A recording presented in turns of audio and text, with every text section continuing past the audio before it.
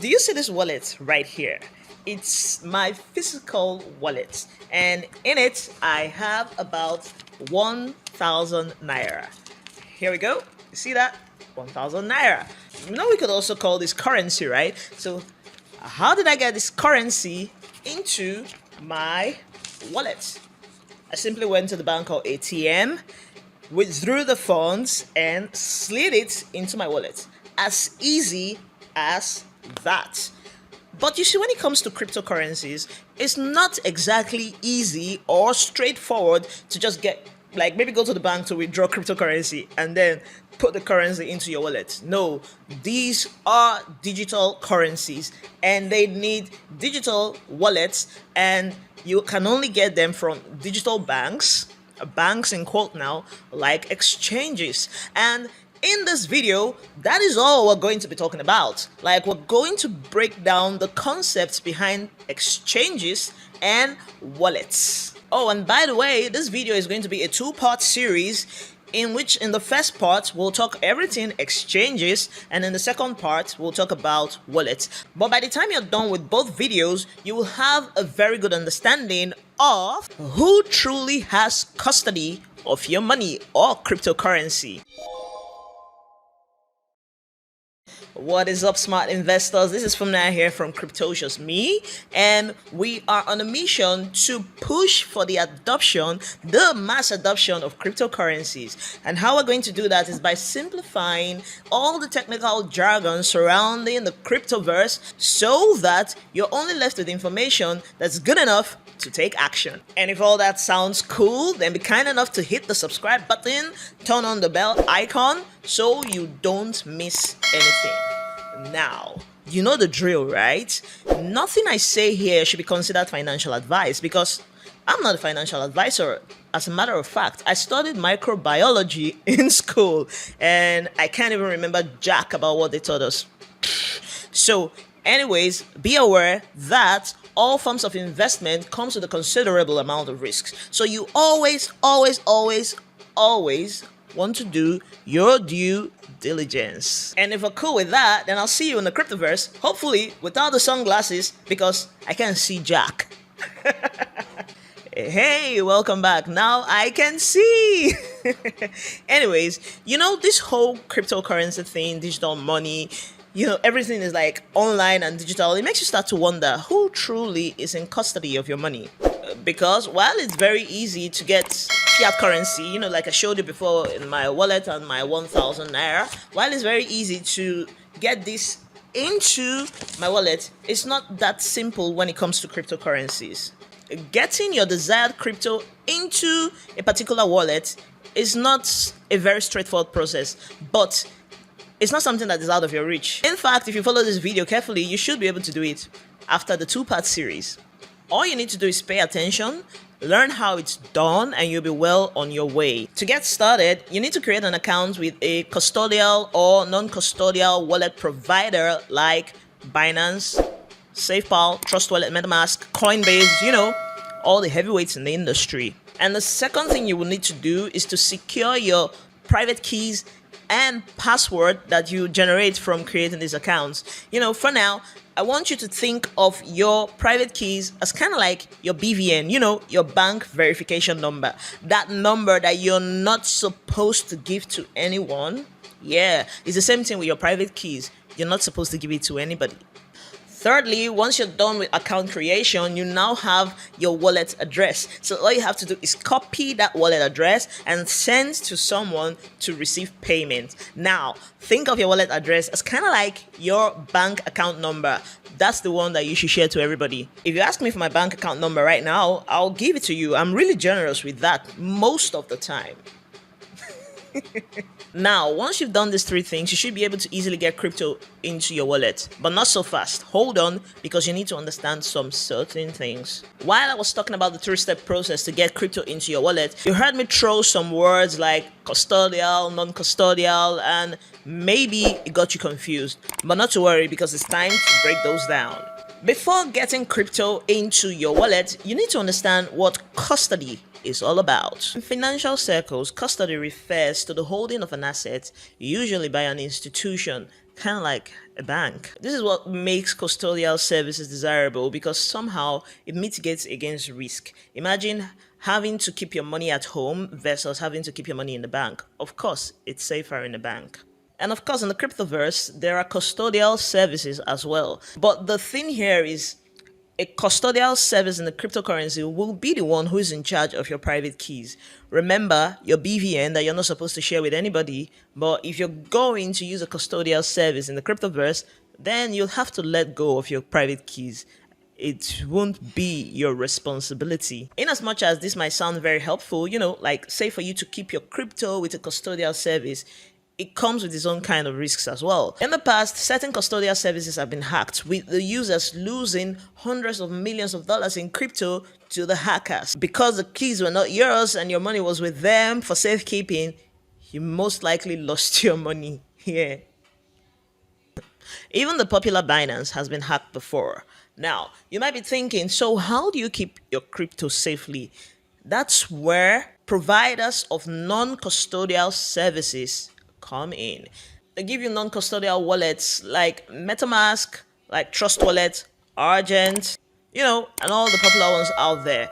This time around, your keys will be yours. We will delve more into non custodial solutions later, but for now, let's go deep down into exchanges. What is an exchange?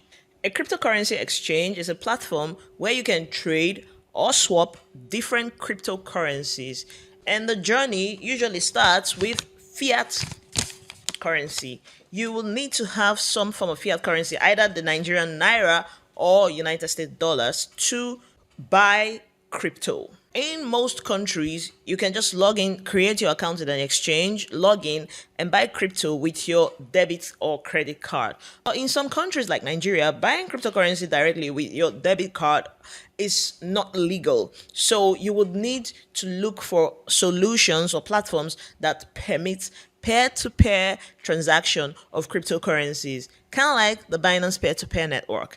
That's one of the places that you can buy crypto in Nigeria. Now, there are two types of exchanges. We have the centralized exchanges on one hand, and then the decentralized exchanges on the other hand. Centralized means that there is kind of like a governing body, right? There's a center of control controlling these whole exchanges. But in decentralized exchanges, the power has been removed from the center and kind of like distributed amongst everyone. You're kind of like your own bank. Think of it like that. So, but I'll just give you a proper definition. Centralized exchanges, like we said earlier on, are platforms where you can trade, buy, or sell your crypto in exchange for your fiat currency, like the US dollar or your Nigerian naira.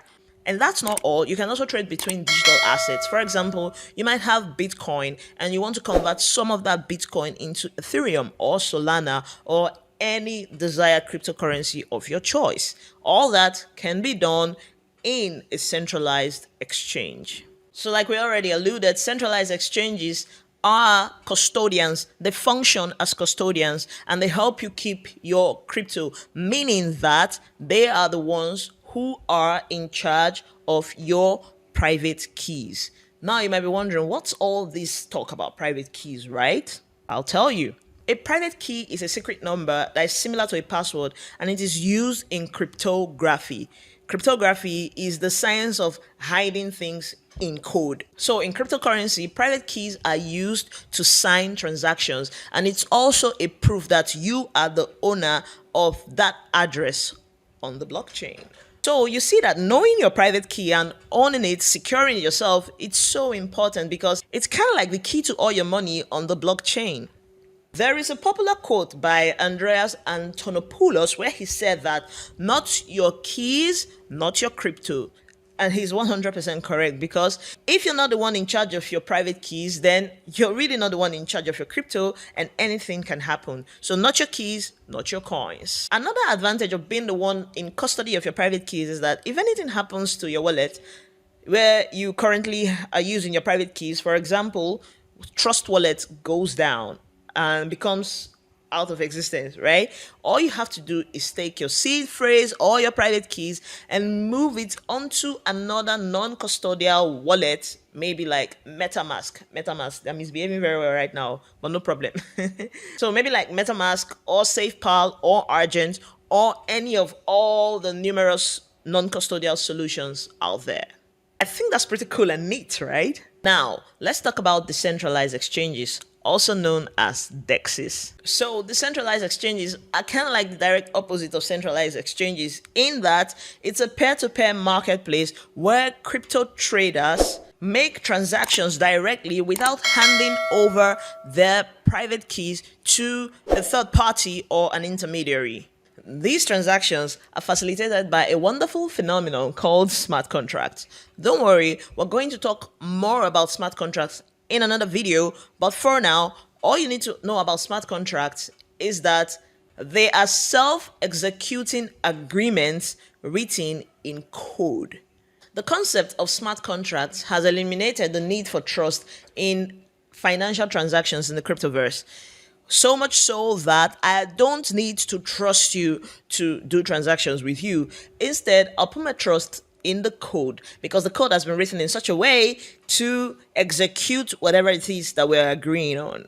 Don't you just like that? I absolutely do.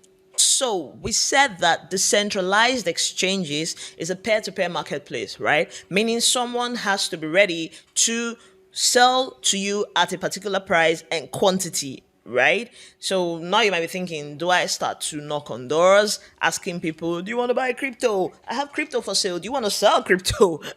No, you're not going to do any of that weird stuff because of a concept called AMM, which stands for Automated Market Maker.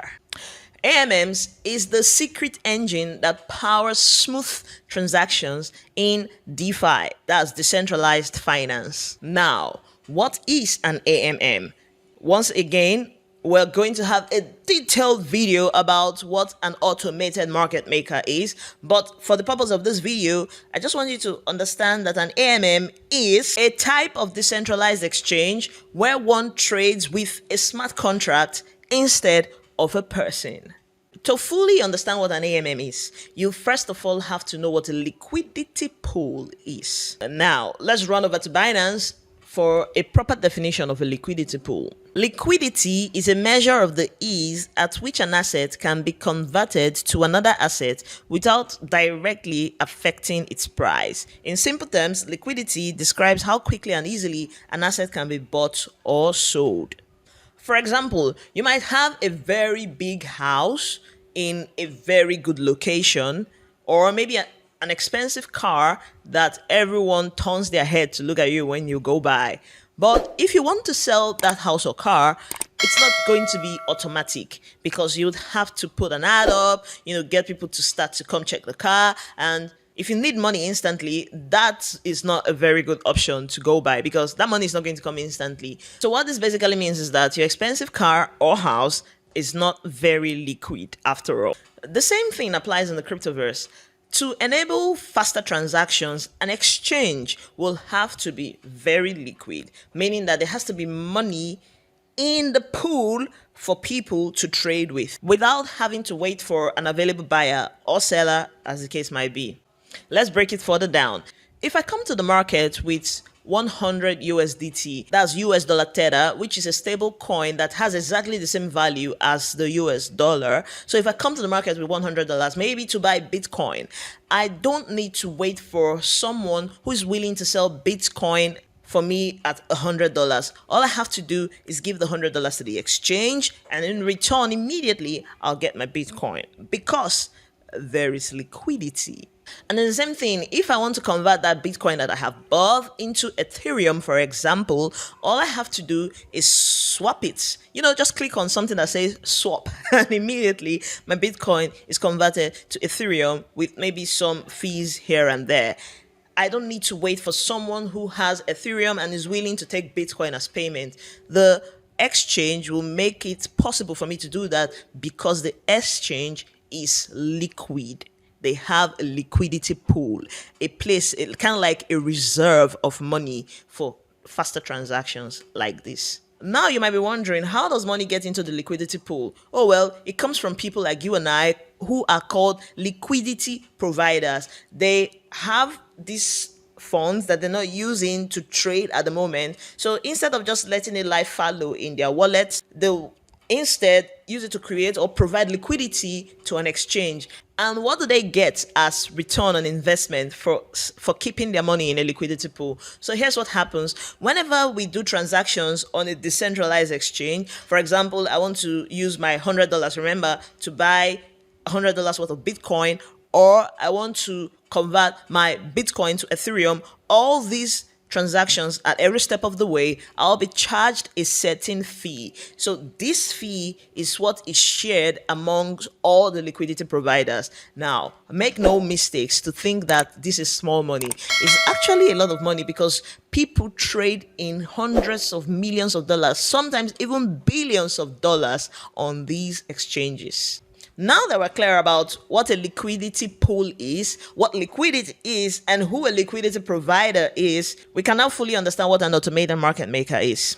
So an automated market maker is a type of decentralized exchange where one trades directly with a smart contract instead of a person. So when you come with your money to trade, you're trading directly with a smart contract, and the code in the smart contract has been written to execute such transactions automatically. Automatic market maker, right? Claire? Crystal. Some popular examples of automated market makers are PancakeSwap, Uniswap, Balancer, Kyber, Core Finance, etc. Now, in summary, decentralized exchanges are really just protocols that get liquidity from a lot of people and also provide smart contracts that automates transactions for traders with that liquidity. I know that this already feels like a lot to handle all at once, right? But trust me, if you watch the video one more time and watch it over and over again, you will understand the concept. This was just to get your creative juices flowing, whet your appetite, and get you on your path to doing more research about these concepts. So instead of going on, I'd like to stop here for part 1, and in part 2, we'll start to talk about wallets. Everything about wallets. And I'll see you there. Oh, and by the way, if you have any question, maybe I said something that is confusing, be sure to leave me questions in the comment section below and I'll answer every single one of them. Until then, bye for now.